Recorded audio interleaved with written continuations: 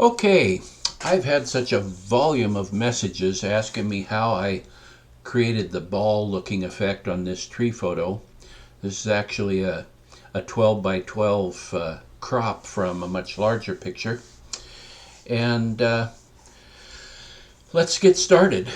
The first thing I'll do is hit Control the letter J and duplicate the file once I've activated Photoshop here by clicking on it. Control J, whoops, I made too many. Now, let's grab the quick selection tool. And, before I do that, let's grab the sharpen tool. And let me make my brush just a little smaller. And you see the edge of the ball here? Let's just go around and sharpen that line. And what this will do is allow the quick selection tool to find that edge a little better. And I'm going all the way around the ball, and I think I've sharpened that area already, and there, that should be done. It doesn't look like much. I have the strength of my sharpening tool at 30%, should be plenty. Now let's go get the quick selection tool. Have a fairly small brush. You don't want it too big or it wants to select too much. And I'm going to just start staying just inside the ball, and whoops, and that happens sometimes. This can be real frustrating.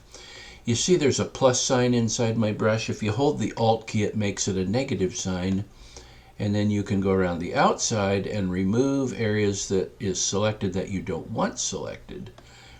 And sometimes this works easier than going from inside out. Whoops, and you see it wants to jump around, and like I say, this can be very frustrating at times. I'm going to just click very carefully in here.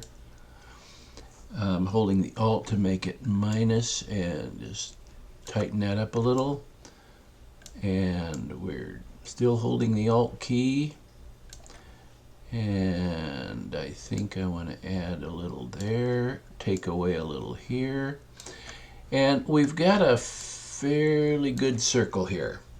That's good enough. Now you see it's a little rough in places, but let's not fool with it anymore, because if you try to get too nitpicky, it'll jump around and you have to just keep messing with it. So let's call this good enough. It really is.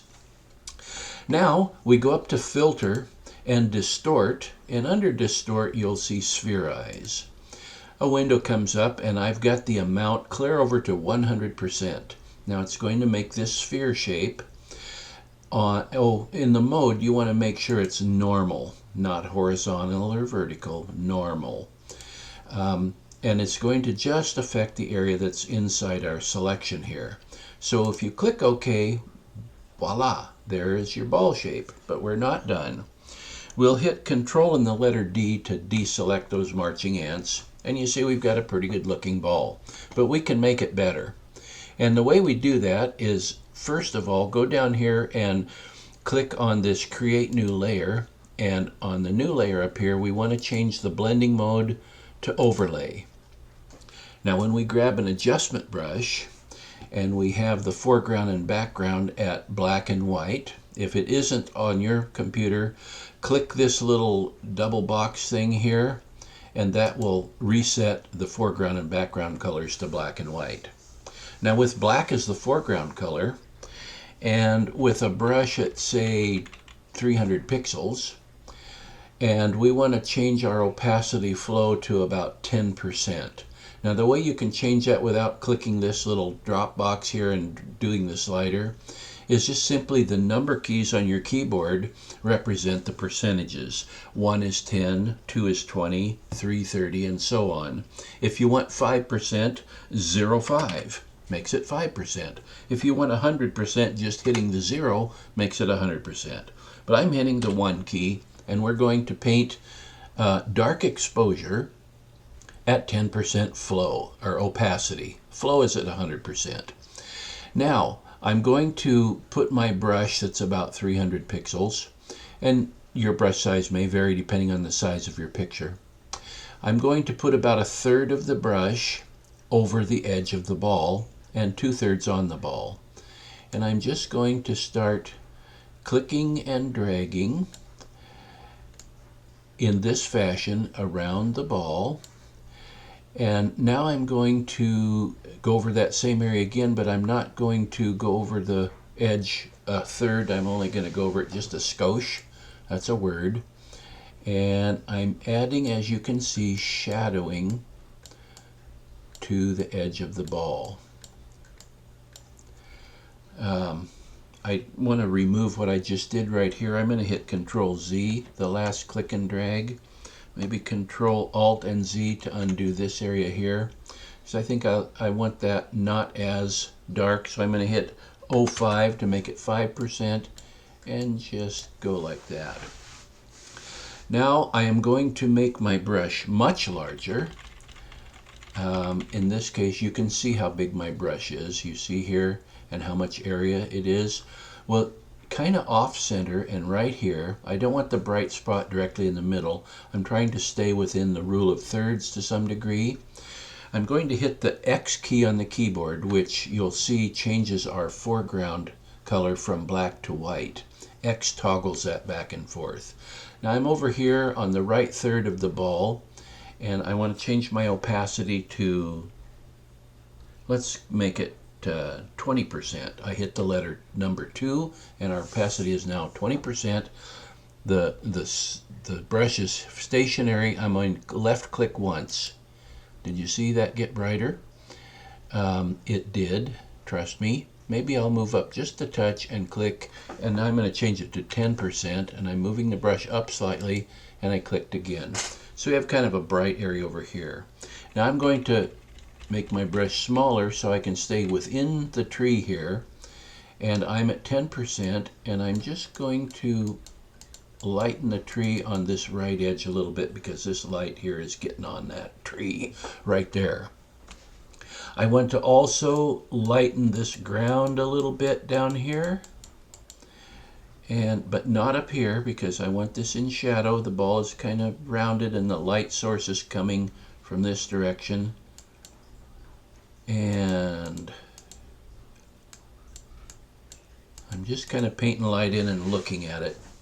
Now you see my name's a little dark here, so I'm going to make my brush smaller, and I'm just going to lighten my name a little bit so you know who I am. And I'm going to hit the X key, which is changing the foreground color back to black. I'm still at 10% opacity, and I'm just going to darken below my name kind of over this way. And I think I'll darken, make my brush a little bigger, and I think I'll darken that a little bit. Okay, you see how I'm using exposure via this new blank layer at overlay and using a brush with black and white as my foreground. I'm just adjusting exposures to make this ball look more round and kind of stand out. Dimensionally 3, if you will.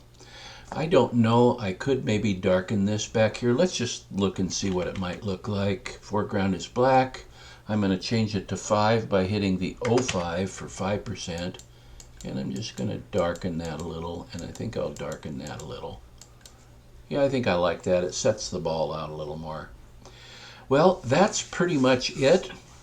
I think that should help you figure it out. You can make a circle by grabbing this marquee tool and using the elliptical marquee tool, and you can click, hold your left mouse button down and drag, and however you drag it, you're making a circle, and then you can, whoops, darn it, Control Z, and then you can grab the move tool and you can move that circle around.